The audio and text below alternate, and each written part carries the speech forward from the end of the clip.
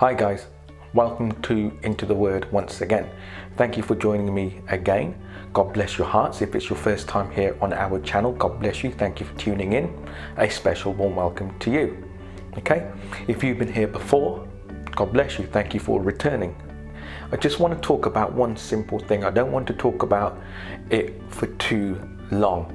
Okay, I want to look at 2 Corinthians 5:17, and this is what it says. Okay, and then I'm reading from the Good News Bible. Okay, 2 Corinthians chapter 5 verse 17.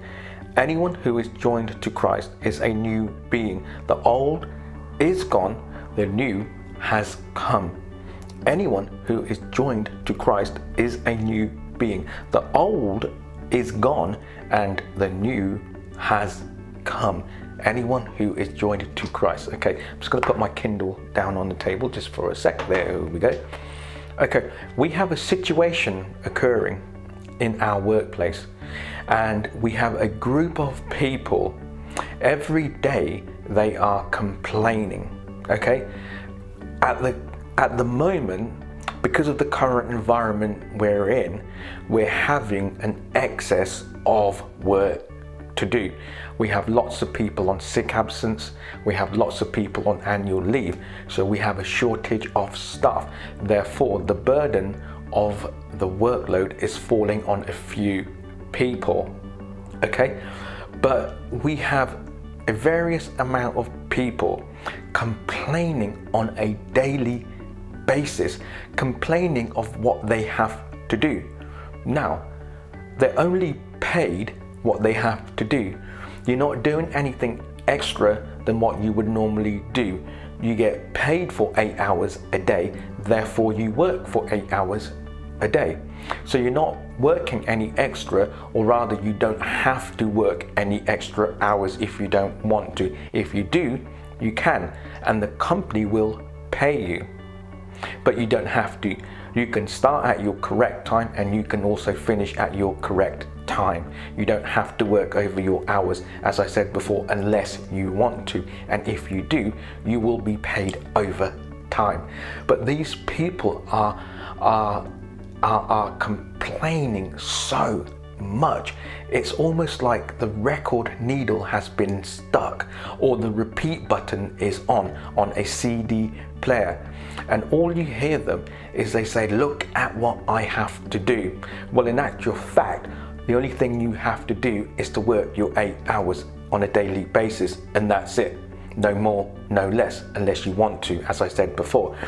But all you hear is, I have to do that, and it's that little word, and the little word is I, and that tells us that we are a selfish people at heart. Our natural tendency is to be selfish. Our natural tendency is to always talk about ourselves. So everyone is going through the same situation. Everyone is working with the same workload. There's one or two people who have got it slightly easier, but the majority of people have got it quite bad, quite difficult. Okay, difficult in terms of how much you have, but not difficult in terms of how long you have to work, because as I said before, now you work certain amount of hours and you get paid those hours unless you want to go over.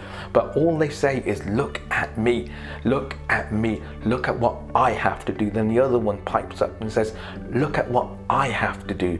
I have to do this, I have to go there, I have to work for this amount of hours, I have to put up for this. It's not fair. So the other one pipes up, but what about me? I have to do this, I have to do that, and I have to come into this situation every day, and they say it over and over and over again. And sometimes I get the impression they like the sound of their own voices, but it's not that. The real issue is that they are selfish, and the other real issue is, if we look a little bit further back, is that we as a people, as a human race, are selfish. We have inherited a selfish nature. Okay, when Adam and Eve sinned, when they rebelled against God, we inherited a selfish nature. Okay, so it wasn't about everybody else, but it was about us. Now me is at the center. Before that, God was at the center. Before Adam and Eve sinned, God was at the center of their lives. But after they had sinned, it was me. It was I'm looking after number one, and I'm looking after me. And that's what we see in society as a whole. Most people, not everyone of course, most people are self-centered. Most people want to look after number one. Most people want to talk about number one. As I said, the people at my workplace, they are saying on a regular basis, on a daily basis, look at what I have to do. Look at what I have to put up with. Look at what I have to deal with. Look at what it's always I. And we're all going through the same situation. The majority of us are. But none of them will come up to anyone else and say, oh look, poor old you have to do this, or you have to do that, or you've got this, or you've got that to do. They will always revert back to themselves. Well, it's not fair because I have to do this. Well, it's not fair because this is the situation that I'm going through. Well, it's not fair because I, and that's all you hear. And as I said before, it's a selfish nature that we have inherited due to Adam and Eve's sin. But the beauty of it is, when we are born again, that's what 2 Corinthians 5:17 talks about. When we are born again, we, at that point when we are born again, we have another nature. That is the nature of God. And with that nature, it is not us, it is not I, it is not me who is at the center, but it is God. It is God. And now it's all about God. And that's the beauty of being born again. I don't know what it's like in other religions, but with Christianity, when you open up your heart, when you become born again, it's all about God. It's all about other people then. It's not about me. It's not about I, but it's about what you can do for other people. It's about your relationship with God. God is at the center.